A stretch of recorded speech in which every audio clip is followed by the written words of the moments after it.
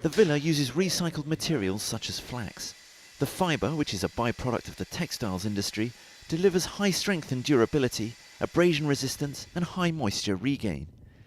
The environmental features of the building are multiple. First of all, it's a passive house construction, highly insulated and very airtight. That means that the solar gain is the primary source of heating, and that means that we don't have to connect this building to a central CHP plant as such, so it's taken off the grid. Next, we have renewables added on top of that, so it has solar energy generation both in terms of hot water and electricity, and there is also thermal energy generated from the ground. Clients are clearly impressed. The villa is owned by Nice Alstrup.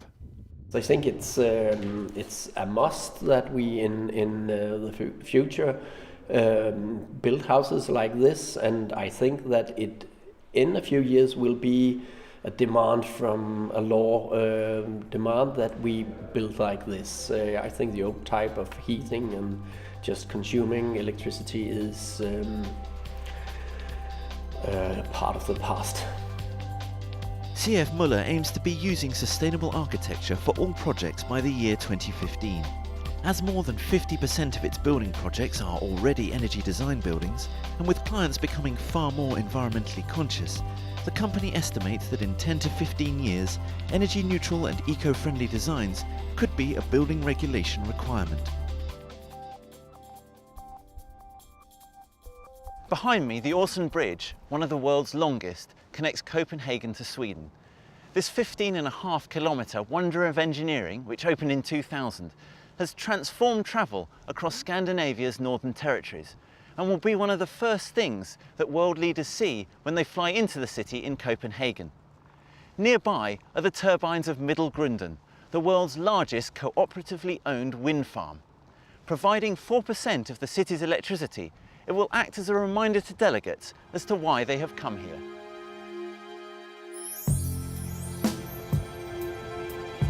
The city that is to hold the United Nations Climate Conference knows all too well that it needs to lead by example.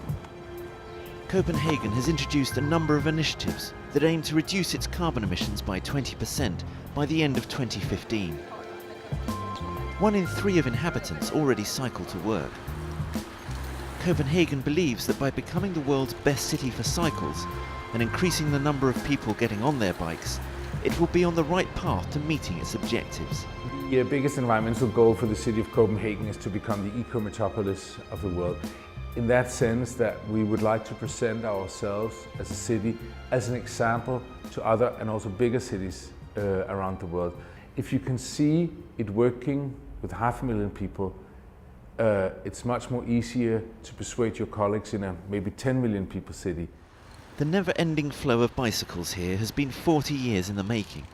In the 1960s, this city was just as car-clogged as anywhere else.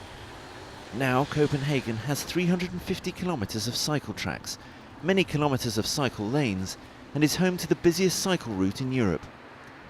The city is developing a number of innovative designs to help encourage bike riding. We do a lot of things to increase travel speed for bicycles. For example, we make green waves for the traffic lights, meaning you don't have to stop as often. We create shortcuts, and that can be done in expensive ways by building bridges. It can also be done in cheap ways by making it possible to go through parks, to go on streets where you are only supposed to go one way in a car, but being on a bicycle you can go both ways. The increase in cargo bikes is another sure sign that it's on the right track. It's now estimated that 25% of all families with 2 children in Copenhagen own a cargo bike or a bicycle trailer. The city is also setting an example by making sure its own employees get involved in these initiatives. I benefit from the employee initiative by actually being able to ride my bike during work hours. We're not supposed to for 3 weeks to drive private cars or cabs at all for meetings during work hours. So instead we're actually able to borrow a bike, or we're being handed tickets for the metro and the train, which I think is a really cool thing. Although cycling is a large focus for the 2015 objectives, it is not the only one. Copenhagen City has set up the Climate CPH campaign, which aims to inform and inspire citizens as to how they can act on climate change.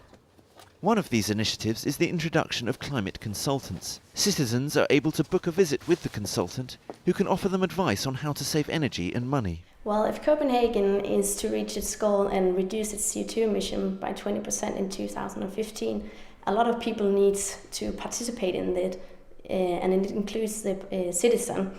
So my job is to go out and give advice to the people on how they can make a difference. And we're not talking about big investments in new technology, we're just talking about changing the habits of people. Laura Olsen has lived in Copenhagen all her life, and today she has a climate consultant visiting her home. I used the services of the climate consultant because I thought it was a really good idea. If we want to prevent global warming, we will have to make an effort. The climate consultant recommended lots of small things that I could do, things I would never have thought of myself.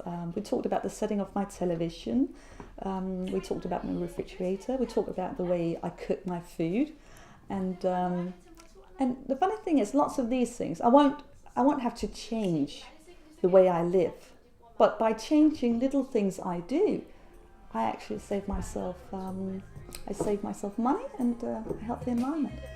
It's estimated that citizens save an average of $260 a year after a session with a climate consultant.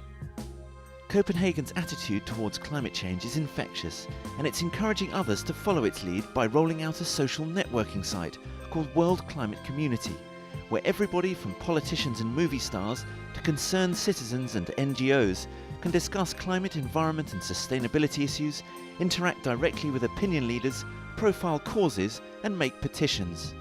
The World Climate Community is an environment and community webpage for all people interested in climate change and environment issues.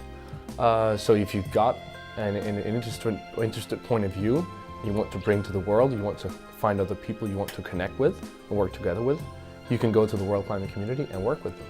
The countdown is most definitely on for COP15. For the thousands of delegates, officials, businessmen and campaigners attending the event, looking around them at the extraordinary steps being taken in the host city could go some way to overcoming some of the obstacles that will present themselves at the conference. After all, if it works in one city, it can surely work in others too. With so much at stake at COP15, all eyes will be on Copenhagen in December.